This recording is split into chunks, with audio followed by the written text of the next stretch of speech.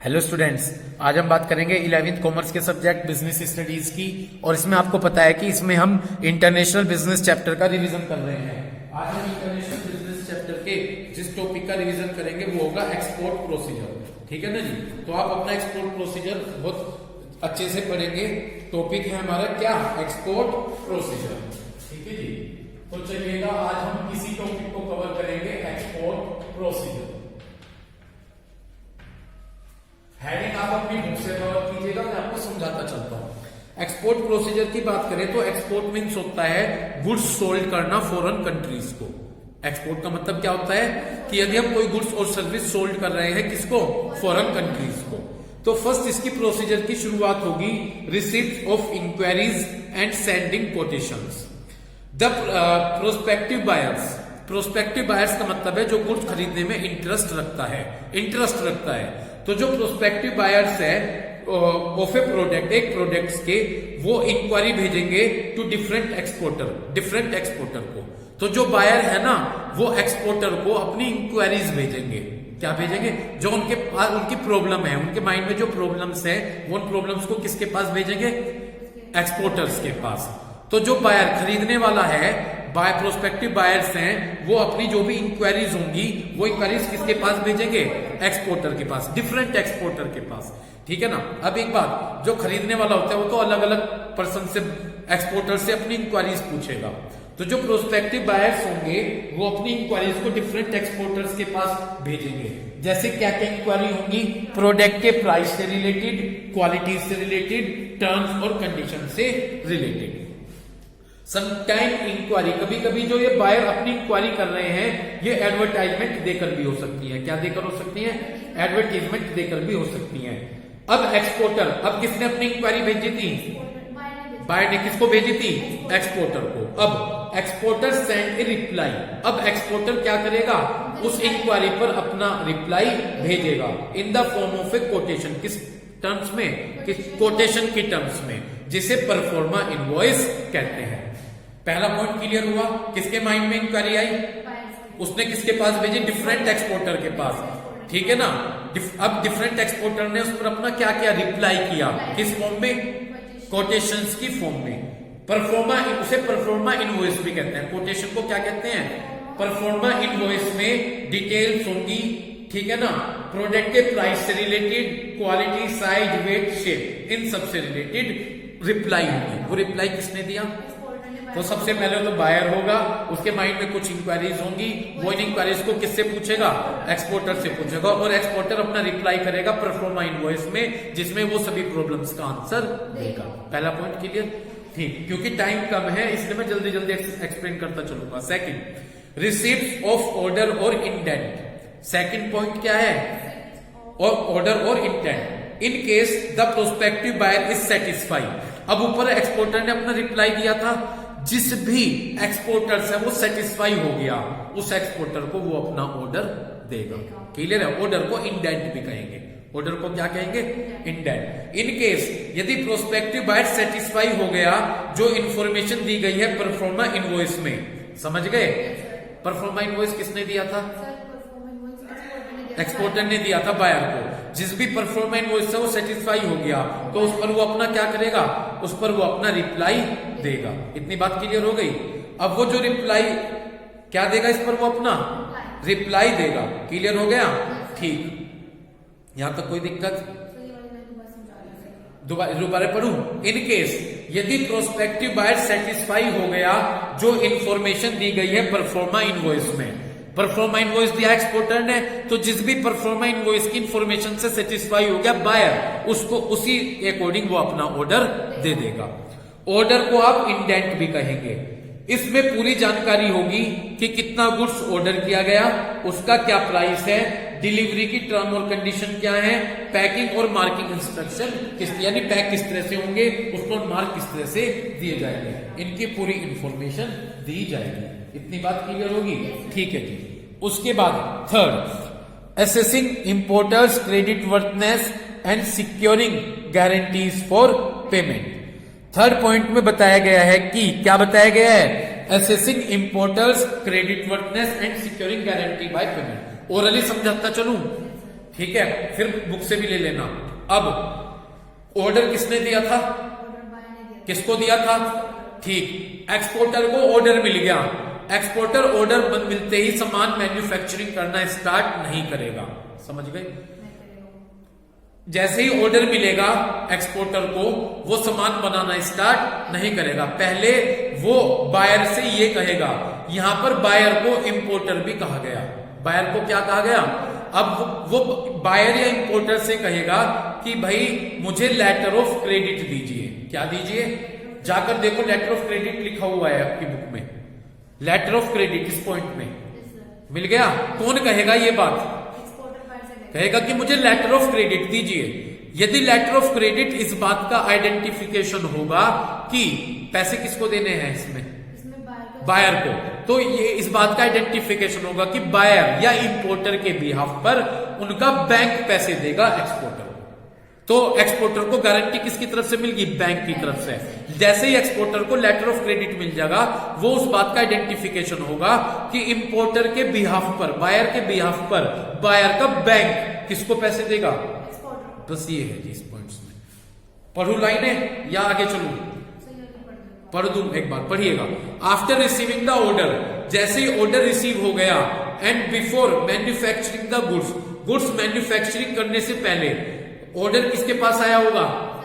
बिल्कुल, जैसे ही ऑर्डर मिल गया और गुड्स मैन्युफैक्चरिंग करने से पहले एक्सपोर्टर इंक्वायरीज, एक्सपोर्टर क्या करेगा? इंक्वायरी करेगा कि इंपोर्टर की क्रेडिट वर्थनेस कैसी है, यानी इंपोर्टर पैसे देने में एबल है या नहीं, इस बात की इंक्वायरी करेगा। इस बात की इंक्वायरी, हाँ, एक्सपोर्टर इस बात की इंक्वायरी करेगा कि वो पैसे देने में एबल है या नहीं। कौन?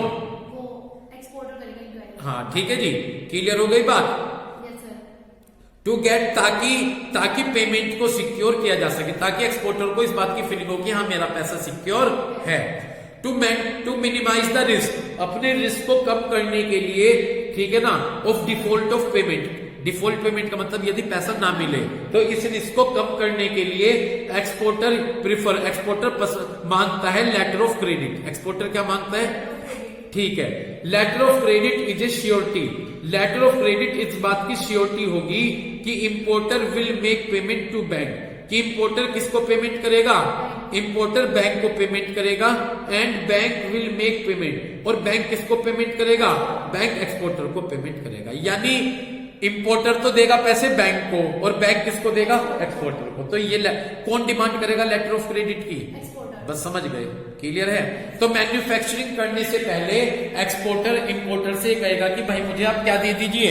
मुझे आप लेटर ऑफ क्रेडिट दे दीजिए। लेटर ऑफ क्रेडिट में क्या होगा कि इंपोर्टर तो अपने बैंक को पेमेंट करेगा, और बैंक किसको देगा? एक्सपोर्टर को देगा। Okay, next, obtaining export licence.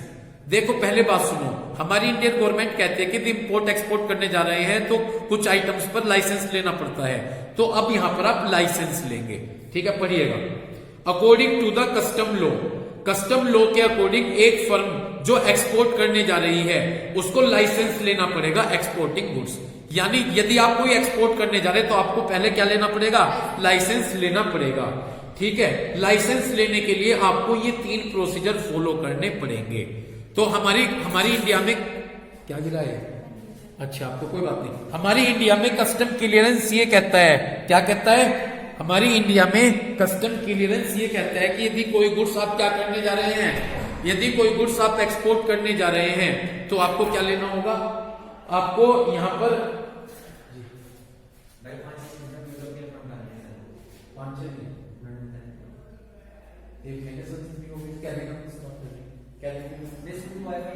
Wifi है ना, ठीक है, मतलब जो भी आपका एक्सपोर्ट आपकी है, ठीक है, मतलब 6 दिन का डाटा आपको, ठीक है,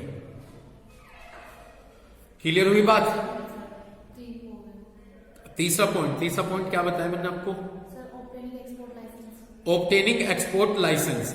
ऑब्टेनिंग एक्सपोर्ट लाइसेंस में यह बताया गया है कि according to the custom law, custom law के अकॉर्डिंग एक फर्म को क्या लेना है? लाइसेंस लेना पड़ता है गुड्स को एक्सपोर्ट करने से पहले, ठीक है ना। अब इसके लिए आपको 3 प्रोसीजर फॉलो करने हैं। सबसे पहला प्रोसीजर क्या है? Obtaining IEC number. सबसे पहले आपको क्या लेना होगा? Obtaining IEC number before starting the export procedure. Export procedure करने से पहले exporter has to get, exporter को क्या लेना होगा? एक्सपोर्टर को आईईसी नंबर लेना होगा। इतनी बात क्या क्लियर हो गई? तो before starting the export procedure, export procedure start करने से पहले एक्सपोर्टर को आईईसी नंबर लेना होगा। This number is use in filing the formalities. जितने भी आप एक्सपोर्ट प्रोसीजर करने जा रहे हैं उन सब में आपको उनकी आईईसी नंबर फिल करना होगा। क्या फिल करना होगा? क्लियर है बात? टू गेट द नंबर, इस नंबर को लेने के लिए एक्सपोर्टर को किसके यहां पर अप्लाई करना होगा? Regional import export licensing authority के यहां पर अप्लाई करना होगा प्रिस्क्राइब फॉर्म में। समझ गए? तो सबसे पहले आप क्या लोगे? सबसे पहले आप आईईसी नंबर लोगे। इतनी बात क्लियर हो गई? क्योंकि जितने भी आप एक्सपोर्ट प्रोसीजर करोगे उनमें आपको आईईसी नंबर फिल करना पड़ेगा। इतनी बात क्लियर हो गई? आपको क्या करना पड़ेगा? इसलिए सबसे पहले आपको आईईसी नंबर लेना है। आईईसी नंबर आपको कहां मिलेगा? इसके लिए अप्लाई करो regional import export licensing authority के यहां पर प्रिस्क्राइब फॉर्म में। इतनी बात क्लियर हो गई? किस फॉर्म में? प्रिस्क्राइब फॉर्म में। क्लियर? आगे चले सेकंड, ऑब्टेनिंग आरसीएमसी। अब आपको क्या लेना है? आरसीएमसी। आपको ऑब्टेन का मतलब प्राप्त करना है। क्या प्राप्त करना है? आरसीएमसी ऑब्टेन करना है। Exporters get various benefit. Exporter को बहुत सारे बेनिफिट मिलते हैं गवर्नमेंट की तरफ से। समझ रहे हो? यदि आप कोई गुड्स एक्सपोर्ट करते हो तो गवर्नमेंट की तरफ से आपको क्या मिलेंगे? बहुत सारे बेनिफिट मिलेंगे, सब्सिडीज की फॉर्म में और एक्साइज ड्यूटी में आपको एग्जेम्पशन मिलेगा। एक तो आपको सब्सिडीज, एक मिनट, सब्सिडीज का मतलब समझते हो? जैसे एलपीजी सिलेंडर आते हैं, कुछ पैसे गवर्नमेंट देती है, कुछ हम देते हैं, तो ये सब्सिडीज है। इतनी बात क्लियर हो गई? तो यदि आप कोई गुड्स एक्सपोर्ट कर रहे हैं तो आपको गवर्नमेंट की तरफ से सब्सिडीज मिलती हैं, टैक्स में बेनिफिट मिलता है। लेकिन यदि आप ये बेनिफिट लेना चाहते हैं तो इसके लिए आपको आरसीएमसी शो करनी पड़ेगी। क्या शो करनी पड़ेगी? इसके लिए आपको आरसीएमसी शो करनी पड़ेगी। After getting IEC number, IEC number लेने के बाद अब आप आरसीएमसी के लिए अप्लाई करोगे। आईईसी नंबर कौन से पॉइंट में लिया था? अब आप किसके लिए अप्लाई करोगे? आरसीएमसी के लिए अप्लाई करोगे। आरसीएमसी किसके द्वारा इश्यू की जाती है? एक्सपोर्ट प्रमोशन काउंसिल के द्वारा, federation of Indian export organization के द्वारा, एक्सपोर्ट डेवलपमेंट अथॉरिटी, इन तीनों के द्वारा इश्यू की जाती है। समझ गए भाई बात? कोई दिक्कत हो तो बता दो। तो हाँ, पहले पॉइंट में क्या लिया था? क्योंकि आईईसी, क्योंकि जितनी भी फॉर्मेलिटी होंगी एक्सपोर्ट की उन सब में आपसे यूं कहेंगे पहले आईईसी नंबर लेके आओ। क्लियर? दूसरी बात, आरसीएमसी, जब आप एक्सपोर्ट करने जा रहे तो इस समय आपको बहुत सारे बेनिफिट मिलते हैं। यदि आपको वो बेनिफिट लेने हैं तो इसके लिए आपके पास क्या होनी चाहिए? आरसीएमसी की स्लिप होनी चाहिए। आरसीएमसी के लिए आपको किन के लिए अप्लाई करना होगा? 3 जगह पर, जो आपको बताया गया है। समझ गए? नेक्स्ट क्या है? Registration with ECGC. समझ गए? देखो, एक्सपोर्टर ने अपना सामान बेचा है फॉरेन कंट्री में। अब फॉरेन कंट्री में सामान बेचा, फॉरेन कंट्री से पैसा आएगा, लेकिन यदि आप अपने रिस्क को कम करना चाहते हैं, वो रिस्क क्या हो सकता है? Political risk. पॉलिटिकल रिस्क की वजह से हो सकता है कि आपका पैसा ना आए, तो इस वजह से आप अपने रिस्क को मिनिमाइज करने के लिए ईसीजीसी के यहां पर रजिस्ट्रेशन कराते हैं। अगर आपने ईसीजीसी में रजिस्ट्रेशन करा लिया तो फॉरेन कंट्री से आपने जो आपने सामान बेचा है उसका पैसा आपका सेफ रहेगा। पढ़िएगा, इन्होंने कहा it is necessary in order to protect overseas payment. ये जरूरी है कि आपने ओवरसीज का मतलब फॉरेन कंट्री से जो आपका पेमेंट आना है उसको प्रोटेक्ट करना बहुत जरूरी है। किस कारण से? पॉलिटिकल और कॉमर्शियल रिस्क से बचने के लिए। तो यदि पॉलिटिकल और कॉमर्शियल रिस्क से बचने के लिए आप अपने पैसे को सेव करना चाहते हैं तो आप कहां पर रजिस्ट्रेशन कराइए? ईसीजीसी में आप अपना रजिस्ट्रेशन कराइए। समझ गए? और ईसीजीसी में रजिस्ट्रेशन अगर आपने करा लिया तो पैसा तो आपका सेफ है ही, आपको साथ में और फाइनेंशियल इंस्टीट्यूशन से हेल्प भी मिल जाएगी। वो आपको पैसे की भी हेल्प कर देंगे। कौन? ना ईसीजीसी नहीं, सुनो मेरी बात, फाइनेंशियल इंस्टीट्यूशन और कॉमर्शियल बैंक। ये लाइन पढ़ो, हेल्प द एक्सपोर्टर, ये एक्सपोर्टर की हेल्प करेंगे to get financial assistance. Financial assistance का मतलब ताकि फाइनेंशियली हेल्प मिल जाए, किससे? कॉमर्शियल बैंक से और फाइनेंशियल इंस्टीट्यूशन से। इतनी बात क्लियर हो गई? ठीक। नेक्स्ट क्या है जी? ये पॉइंट समझ में आ गया क्या? पहले आप ये बताओ। नेक्स्ट है जी ऑब्टेनिंग प्री शिपमेंट फाइनेंस। पहले ओरली सुनो। लेटर ऑफ क्रेडिट किसको मिला था? बिल्कुल, एक्सपोर्टर। याद किया हुआ है आपने या समझ में आ रही है बात आपके? एक्सपोर्टर को लेटर ऑफ क्रेडिट मिला हुआ है। अब एक्सपोर्टर उस लेटर ऑफ क्रेडिट को लेकर अपने बैंक के पास जाएगा कि भैया हमको पैसे दीजिए ताकि हम गुड्स को प्रोड्यूस करें। गुड्स को प्रोड्यूस करने से लेकर गुड्स को शिप में लोड करने तक जितना भी खर्चा है उसके लिए हमें पैसा दीजिए बैंक से। तो एक्सपोर्टर उस लेटर ऑफ क्रेडिट को कहां पर लेकर जाएगा? बैंक में। और बैंक में जाकर ये कहेगा कि इस लेटर ऑफ क्रेडिट को लीजिए और मुझे गुड्स को प्रोड्यूस करने से लेकर गुड्स को शिप पर लोड करने तक जितने भी खर्चे हैं वो सब पैसे दीजिए। इतनी बात क्लियर हो गई? कोई दिक्कत हो तो बता दीजिए। ठीक, नेक्स्ट। तो ये पढ़ू इस लाइन को। Pre shipment finance is a finance. Pre shipment finance एक ऐसा फाइनेंस है विच द एक्सपोर्टर नीड, जिसमें एक्सपोर्टर को जरूरत पड़ेगी to procure raw material, raw material को खरीदने की, अदर कंपोनेंट्स को खरीदने की, पैकेजिंग करने की गुड्स को, और ट्रांसपोर्टेशन ऑफ गुड्स, गुड्स को ट्रांसपोर्ट के थ्रू भेजने की। इतनी बात क्लियर हो गई? ठीक है। इन सब के लिए किस चीज की जरूरत पड़ेगी? इन सब के लिए पैसे की जरूरत पड़ेगी। तो जैसे ही आपने लेटर ऑफ क्रेडिट रिसीव किया, एक्सपोर्टर इसे लेकर बैंक के पास जाएगा कि हमें प्री शिपमेंट फाइनेंस दीजिए। इतनी बात क्लियर हो गई? कोई दिक्कत हो तो बताओ। Next, production and procurement of goods after sending the. अब पहले ओरली सुनो। पिछले पॉइंट में क्या मिल गया एक्सपोर्टर को बैंक से? क्या चीज बनाने के लिए? ठीक। अब इस पॉइंट में वो डिसाइड करेगा कि उसे गुड्स खुद से बनानी या रेडीमेड गुड्स खरीद कर लेकर आएगा। इसमें इस पॉइंट्स में वो ये डिसीजन लेगा। समझ गए?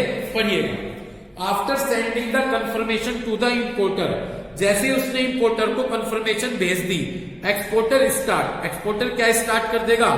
Exporter start manufacturing the product. वो प्रोडक्ट बनाना शुरू कर देगा अकॉर्डिंग टू द स्पेसिफिकेशन। किसके अकॉर्डिंग?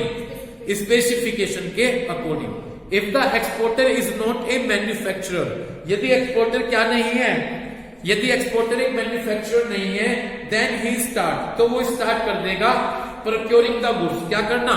गुड्स खरीदेगा डिफरेंट मैन्युफैक्चरर से।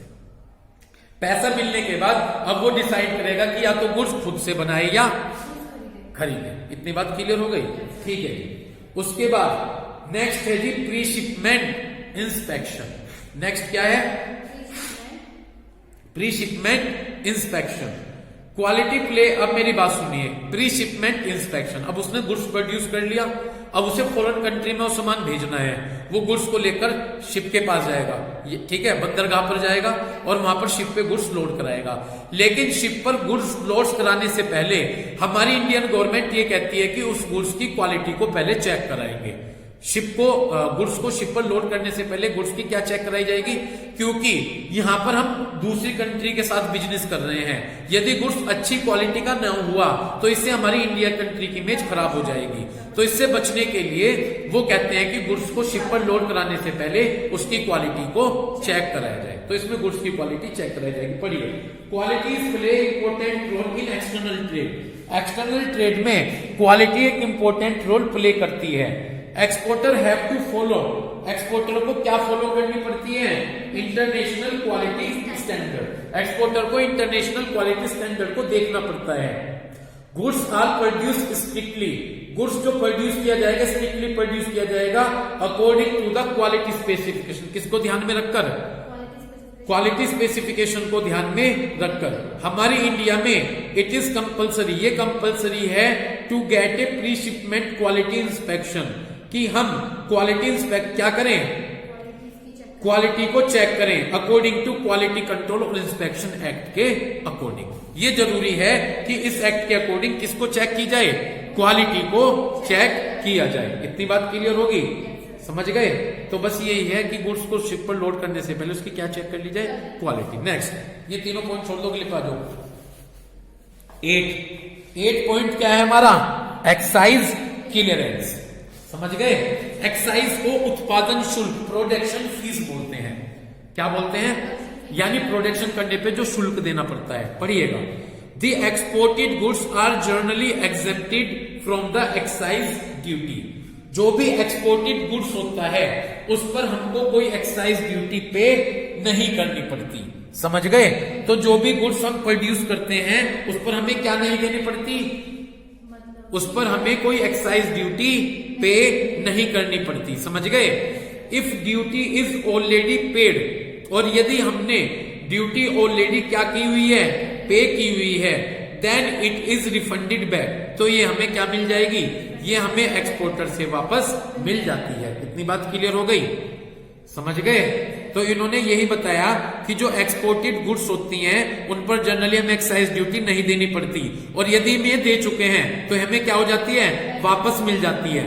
इस एग्जेम्पशंस को लेने के लिए एक्सपोर्टर्स किसके यहां पर अप्लाई करता है, एक्साइज कमीशन के यहां पर अप्लाई करता है along with A copy of RCMC. किस कॉपी के साथ? तो अगर उसने इसके लिए, इस बेनिफिट को लेने के लिए एक्सपोर्टर को एक्साइज कमिश्नर के यहां पर अप्लाई करना पड़ेगा आरसीएमसी की स्लिप के साथ। समझ गए? तो एक्सपोर्टेड गुड्स पे क्या नहीं देनी पड़ती, नहीं देनी पड़ती। यदि पहले ही आपने पे कर दी है तो ये आपको वापस रिफंड हो जाएगी। इस एग्जेम्पशंस को लेने के लिए एक्सपोर्टर को कहां पर अप्लाई करना पड़ेगा, एक्साइज कमिश्नर के यहां पर आरसीएमसी के साथ अप्लाई करना पड़ेगा। If exporter has already paid, यदि एक्सपोर्टर ने ये ऑलरेडी पेड की excise duty, then he has to get refund, तो उनको ये क्या हो जाएगी, उनको ये वापस हो जाएगी। इसके लिए वो असिस्टेंट कमिश्नर के यहां पर अप्लाई करेंगे। किसके यहां पर अप्लाई करेंगे, असिस्टेंट कमिश्नर के यहां पर अप्लाई करेंगे। समझ गए? Next, obtaining certificate of origin. Some importing country, कुछ इंपोर्टिंग कंट्री क्या देती है, टैक्स कंसेशन देती है। इंपोर्टिंग माने खरीदना। जो सुनो मैं बताऊंगा, इंपोर्टिंग कंट्री का मतलब जो सामान खरीद रही है उनकी, मान लीजिए इंडिया है, इंडिया किसी कंट्री से सामान खरीद रही, तो हमारी इंडियन गवर्नमेंट ये कहती है कि यदि आप उस पर्टिकुलर कंट्री से सामान खरीदोगे तो हम आपको टैक्स में बेनिफिट देंगे। तो कुछ इंपोर्टिंग कंट्री क्या कहती है कि जब आप उस पर्टिकुलर कंट्री से सामान खरीदोगे तो हम आपको टैक्स में क्या देंगे, बेनिफिट देंगे। सम इंपोर्टिंग कंट्री, कुछ इंपोर्टिंग कंट्री क्या देती है, टैरिफ कंसेशन, टैक्स में बेनिफिट देती हैं यदि गुड्स एक पर्टिकुलर कंट्री से आता है।